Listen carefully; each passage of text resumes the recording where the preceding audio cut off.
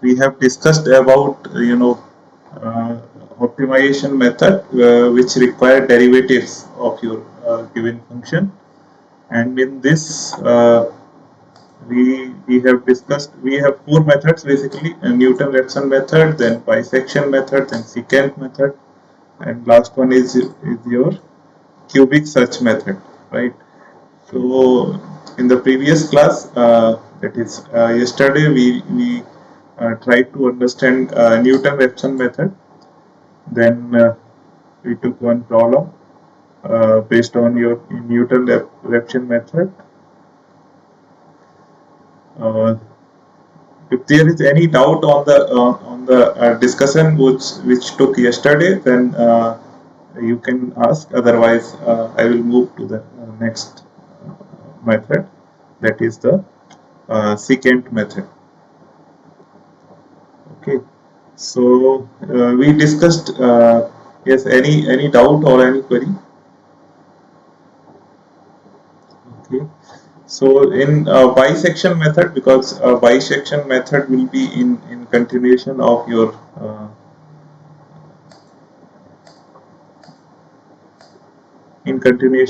bisection method. So before going into the secant method, I think we have also discussed secant method yesterday. Okay, so let us go directly to. Okay, so this we have discussed yesterday, that uh, by using the property of your bisection method, uh, you can how you can use this mathematical method in solving your optimization problem, that is also the solution of optimization problem using bisection method. Okay, so in these type of problem, we what we are doing, we are trying to find 2 points. Here these points or the values of x are given as L and R, or you can say left side and right side. Left side value corresponding to left side of your optimum point, and value corresponding to right side of your optimum point. Okay, so obviously out of these value, one will be having positive value and one will be having negative value. So at any point of time, there will be some, suppose it is your R value corresponding to R, and this is corresponding to L. Okay, so anywhere in between this, your optimum point will lie, or where your okay, this curve is for first derivative of your given function. So just a second, some noise is coming. Let me see what is the issue. Sandeep, I'm muting you. Okay, you are muted now. Okay, so in this, given function, that is when we take the first derivative, we are trying to identify 2 points in such a way that sign of first derivative at one point is exactly opposite to the sign at another point. So suppose at this point the sign of your first derivative is negative, then the sign of your first derivative at this point would be positive. Or in other word, if you want to write it in the language of mathematics, then you will write that f dash L, the value of first derivative of function at L at x equal to L is less than 0. Okay, this is quite obvious. And at value of first derivative of function at x equal to r, this will be obviously greater than 0. Okay, so suppose we take yes, yes. So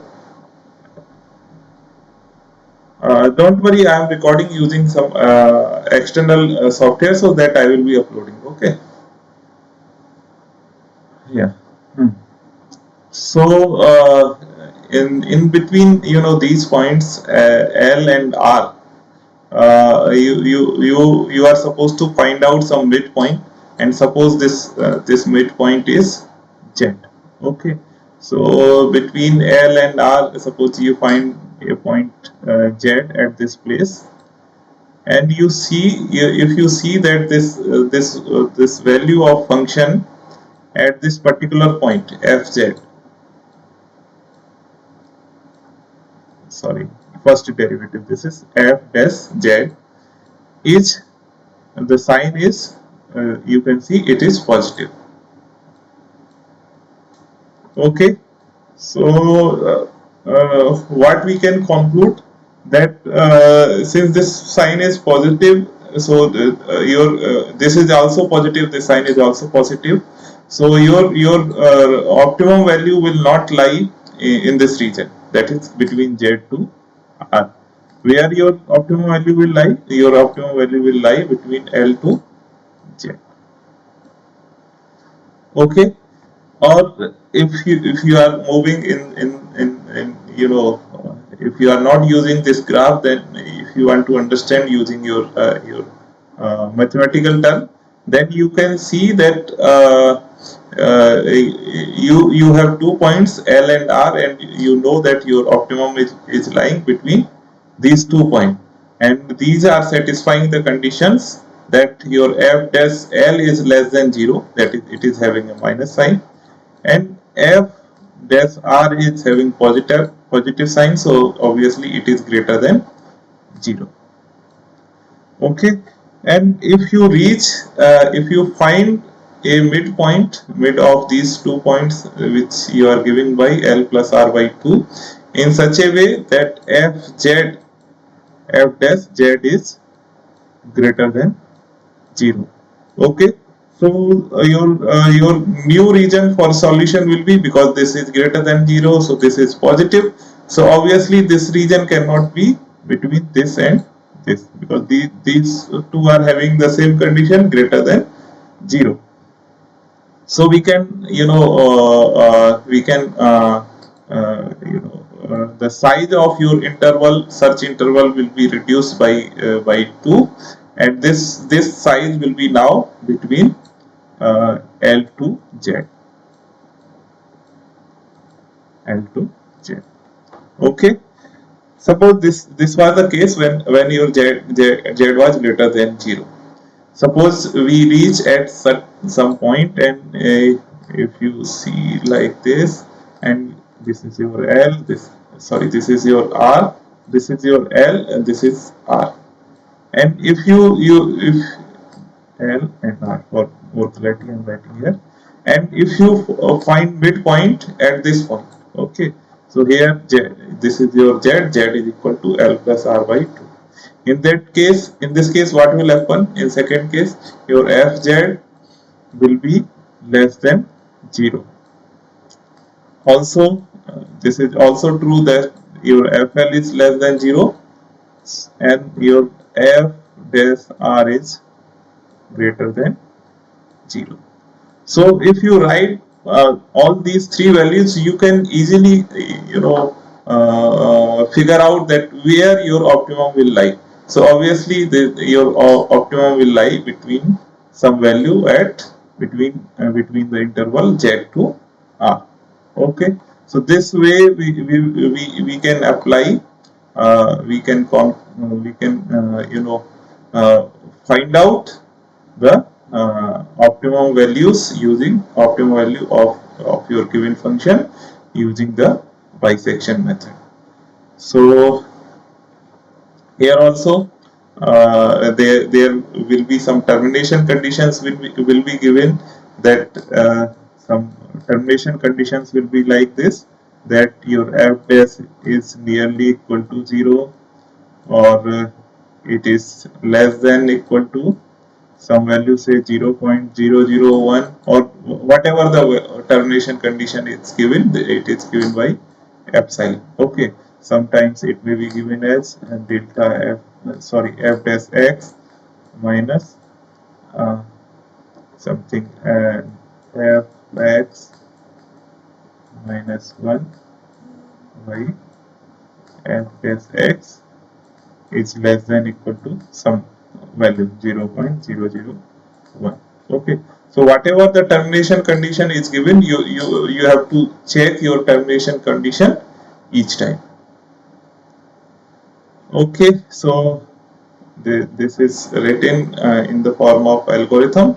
You will continue repeating these steps, that which side you are removing, and you will be relabeling A, R and L based on the conditions.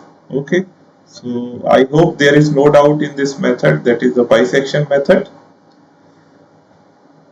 Okay, so let me move ahead. That is the secant method. Also, in secant method is a combination of your bisection method and your Newton-Raphson method. These two methods are clubbed together, and here we are calculating your next point.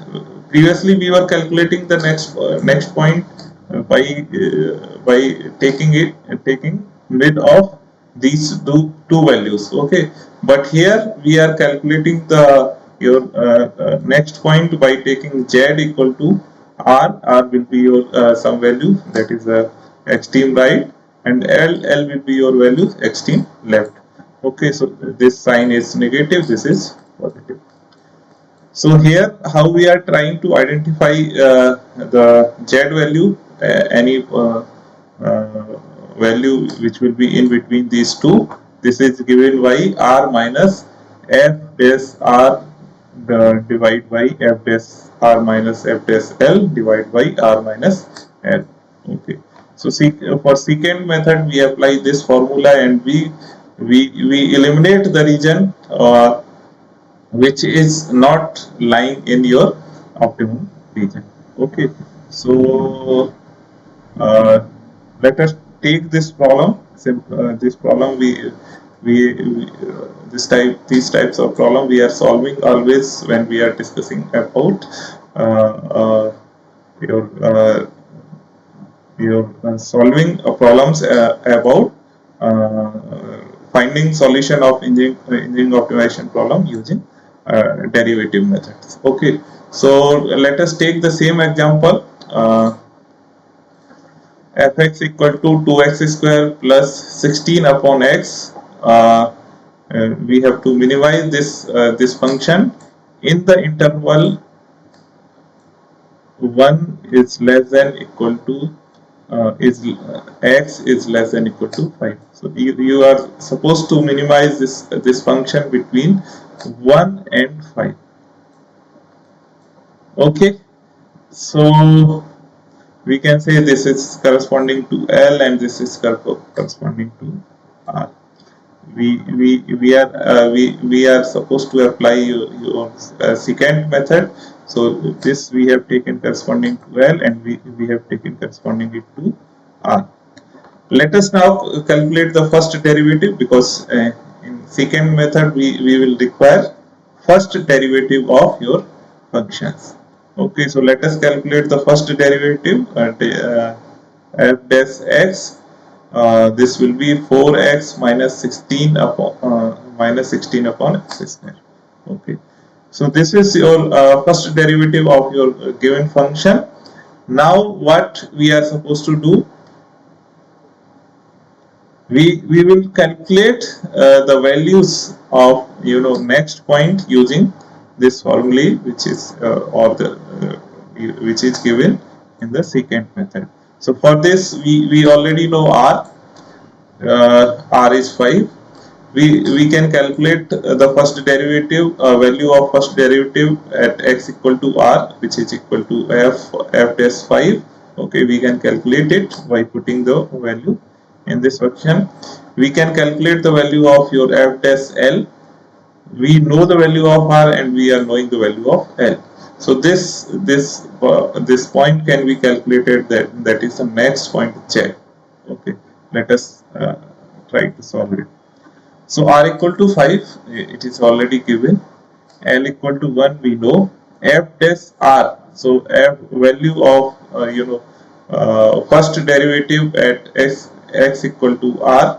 So this will be r equal to 5, so this is coming around 19.36. Similarly, you can calculate the value of your f dash l for l equal to 1. Okay, so you have 2 points. You can see your first the value of first derivative at this point is one is having positive sign and another one is having negative sign. So we can say that your optimum will lie between these 2 points, that is 1 to 5. Your optimum will lie between this interval. Okay, so now let us calculate the value of your z equal to which we know using this second method, we are calculating the value of z, that is the next point to be considered for eliminating your region where your solution does not lie. Okay, so z equal to, so this will be r is equal to 5 minus uh, f dash r, so this is 19.36, this is 19.36, then 19.36 plus 12, so this minus has become 12 plus 12, divide by r minus l, so r is 5 minus l is 1, so it is 4, so it is coming around 2.53. So the value of z is equal to uh, 2.53. Okay, 2. So now we have 3 points, L equal to 1, Z equal to 2.53 and R equal to 5. Now we are supposed to find out 2 points where your sign is changing. So calculate the value of your fz, first derivative of your function at z at x equal to z. So this is coming around 7.62. So write this value, you can see this is greater than 0, your f dash r is already greater than 0, which is equal to 19.36. Okay, similarly your f dash l is, what is the value? It is minus 12. So this is greater than 0, this is greater than 0, this is greater than 0, this is less than 0. So which is the least interval? If you consider where you should find out the solution, your new interval will be between z and l. Okay, so you can say for the next step, your r will become, your value of z will be assigned in r, and so this will become r equal to 2.53 for the next iteration. Okay, and your L will be minus 12.12. Okay, so this will be minus 12. So now you will try to calculate, you will try to apply the same method, that is the secant method, in order to find out the, or in order to reduce the size of your interval between these 2 points. Okay, so let us move to the next iteration.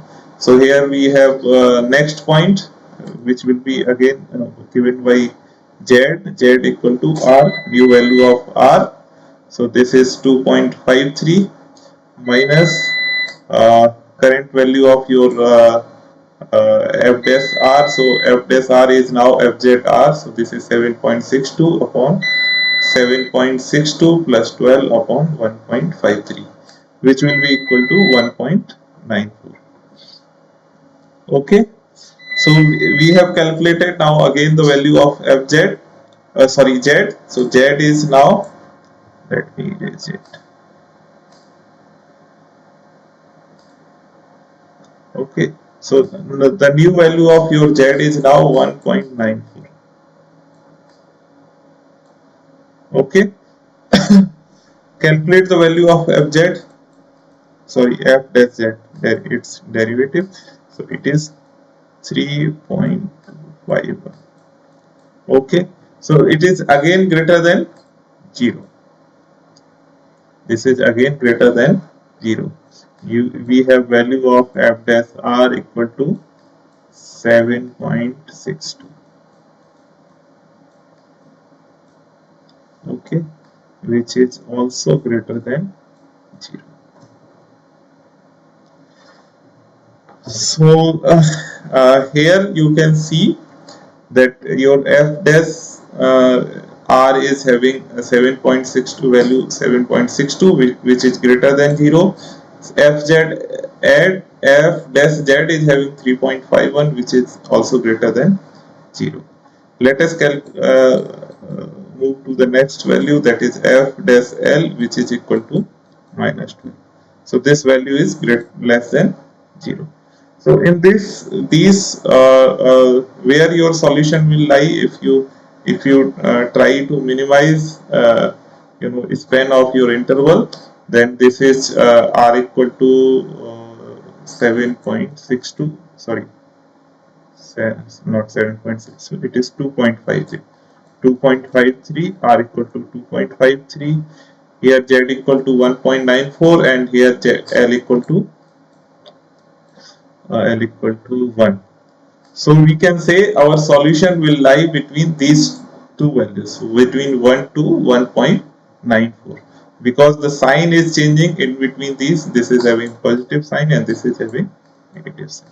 So we can choose this interval, and we will continue till we reach at certain termination condition, that some termination condition might have been given in your problem, that your fz uh, f dash z should be less than certain uh, certain uh, value which is given for termination. Okay, so suppose this tolerance for your termination is epsilon.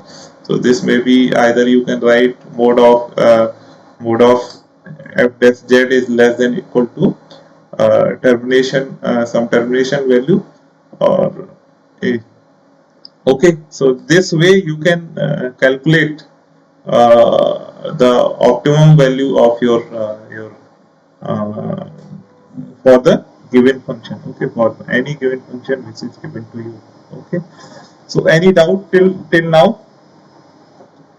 uh, Today we are, we have almost finished all the topics in your third module, which is where even your these methods requiring derivatives were not mentioned in your syllabus, but when I was going through the further further methods which will be needed in your upcoming modules, so it was an important topic, so that's why I have took these methods, that is method requiring derivative. So I have discussed Newton-Raphson method. I hope it is clear. Bisection method I have explained yesterday as well as today. Secant method we have continued, and next we have cubic search method. So I will give a write-up on this particular method. I will not be discussing much, because all these are interrelated methods. You will not find any much difference. Only you need to follow the steps given.